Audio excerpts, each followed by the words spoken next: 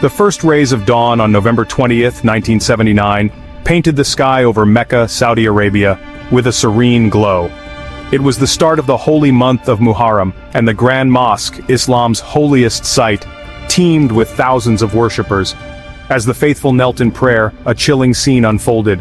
A group of armed men, led by Juhayman al-Utaibi, stormed the mosque, their weapons concealed in coffins. The world watched in disbelief as one of the most sacred sites in Islam became a battleground.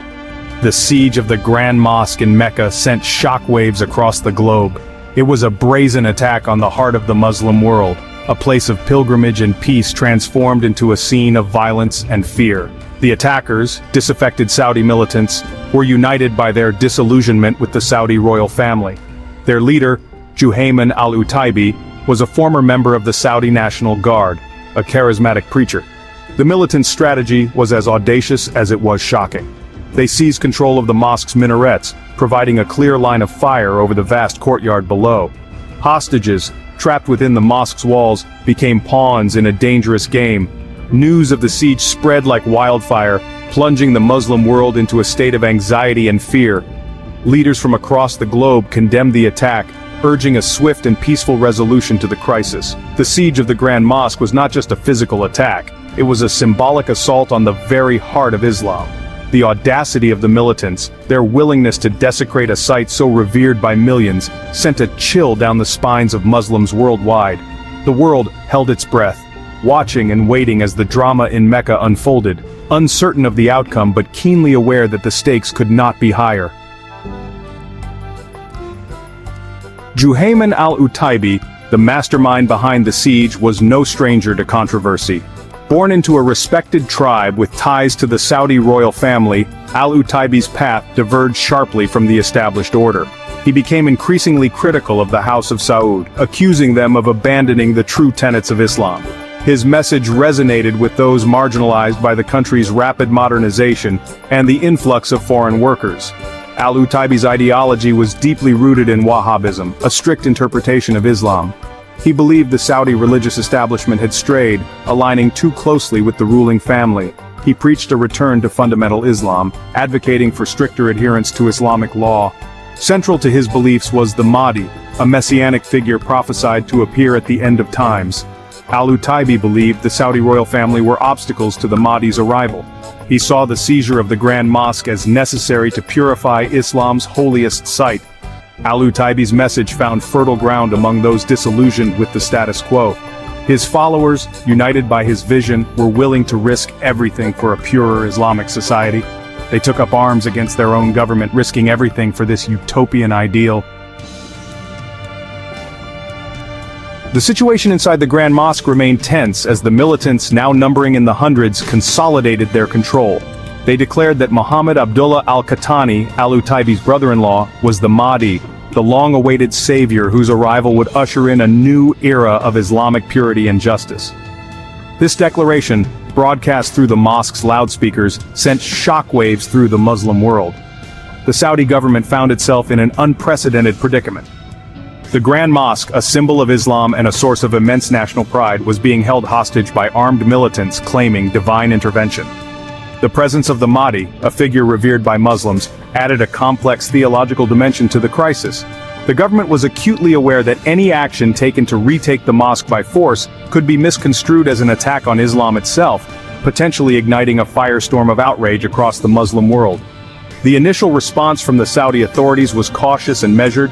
They attempted to negotiate with the militants, urging them to lay down their arms and release the hostages. However, Al-Utaibi and his followers remained steadfast in their demands, convinced of their righteousness and determined to see their vision of a purified Islamic state realized.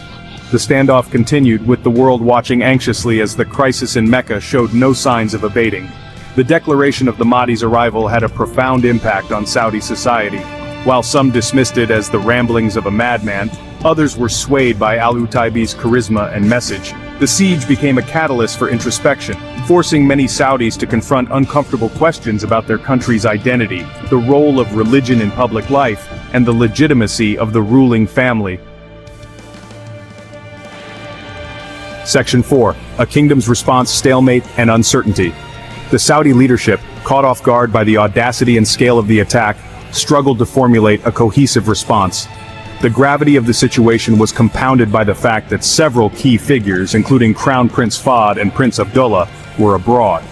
Decisions had to be made swiftly, but the potential consequences of any action, particularly military intervention, were immense. The first attempts to retake the mosque were met with fierce resistance. The militants, well armed and strategically positioned, inflicted heavy casualties on the Saudi forces. Their knowledge of the mosque's layout and their willingness to use hostages as human shields made any direct assault a perilous undertaking. The government found itself in a stalemate, caught between the need to act decisively and the fear of further inflaming the situation. Adding to the complexity, the militants had issued a list of demands. They called for the expulsion of all foreigners from Saudi Arabia, an end to oil exports to Western nations, and the removal of the House of Saud from power. These demands, rooted in al-Utaibi's anti-Western and anti-establishment ideology, were non-starters for the Saudi government. The prospect of a negotiated settlement seemed increasingly remote. The siege of the Grand Mosque presented the Saudi government with an unprecedented challenge. It was a direct assault not just on their authority but also on the very foundations of the Saudi state, which derives its legitimacy from its role as custodian of Islam's holiest sites. The eyes of the Muslim world were upon them, watching to see how the kingdom would respond to this unprecedented crisis. Section 5.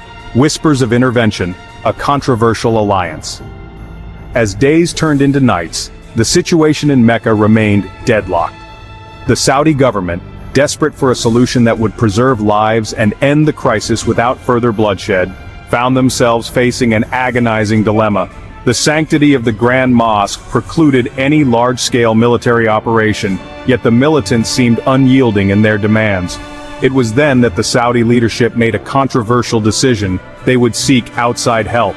France, with its expertise in counter-terrorism and its long-standing ties to the Saudi kingdom, became a discreet ally. A team of elite French commandos from the GIGN, renowned for their skills in hostage rescue and urban warfare, was dispatched to Saudi Arabia, their mission to advise and assist the Saudi forces in ending the siege.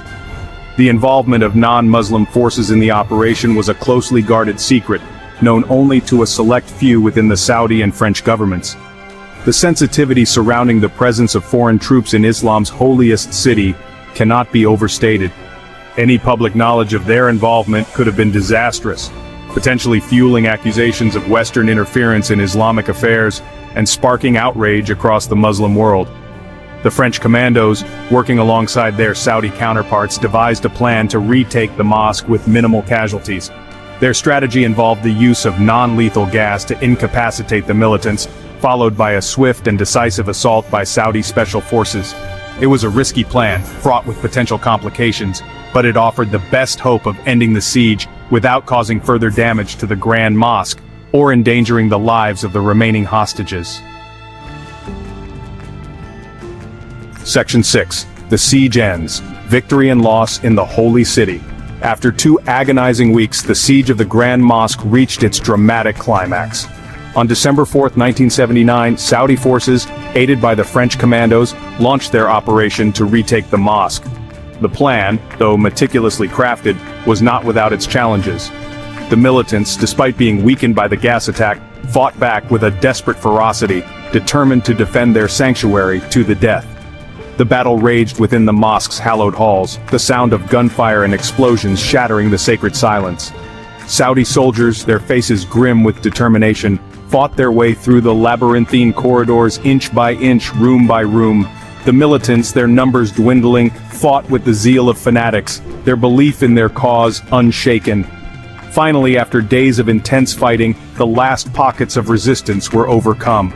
The Grand Mosque, its once pristine marble floors stained with blood, was back in the hands of the Saudi authorities.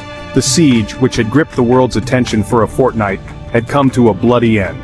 Victory, however, came at a heavy price. Hundreds of people, militants, hostages, and security forces alike lost their lives during the siege and the ensuing battle.